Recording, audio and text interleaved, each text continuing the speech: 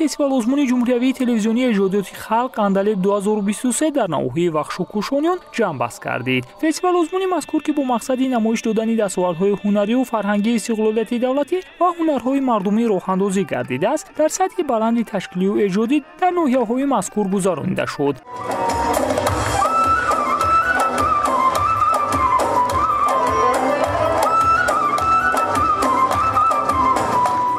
дар ин рӯз дастаҳои ҳунарӣ дар доираи низомномаи озмун барномаҳои худро омодаи пешниҳоди аҳли толор ва аъзои ҳакамон карданд. Намоиши сарулибоси миллӣ, пешниҳоди саҳначаи ҳаҷвӣ, навозиши мусиқию суруди якка, бадиахонӣ ва рақси яккаи довталабон қисме аз он буд.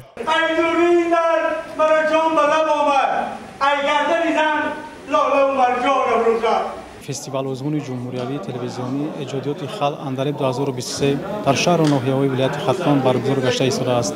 имрӯз мо ҳайати ҳакамон аз ҳунару маҳорати ҳунармандони ноҳияи Кушониён дида намудем, ки дар ин ҷо аз рӯи 12 бахши фестивал озмун ҳунармандон ҳунари маҳорати худашонро нишон доданд ва ҳайати ҳакамон ба ҳар як бахши фестивал озмун баҳогузорӣ намуданд.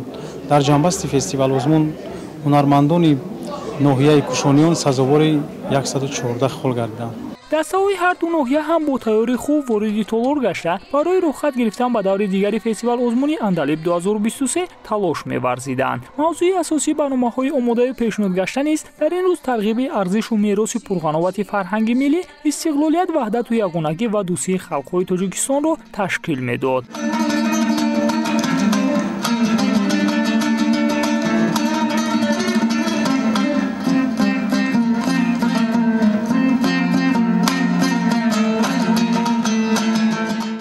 гуфт ки ғолибони даври ниҳоӣ аз сӯи вазорати фарҳанги ҷумҳурии Тоҷикистон ба мукофотҳои пулӣ сарфароз мешаванд. ҳамчунин иштирокчиён ва созмондиҳандагони фаъоли ин фестивал озмун бо нишони аълочии фарҳанги ҷумҳурии Тоҷикистон, аълочии Кумитаи телевизион ва радиои назди ҳукумати ҷумҳурии Тоҷикистон ва иттифоқи ҳунармандони Тоҷикистон сарфароз гардонида мешаванд.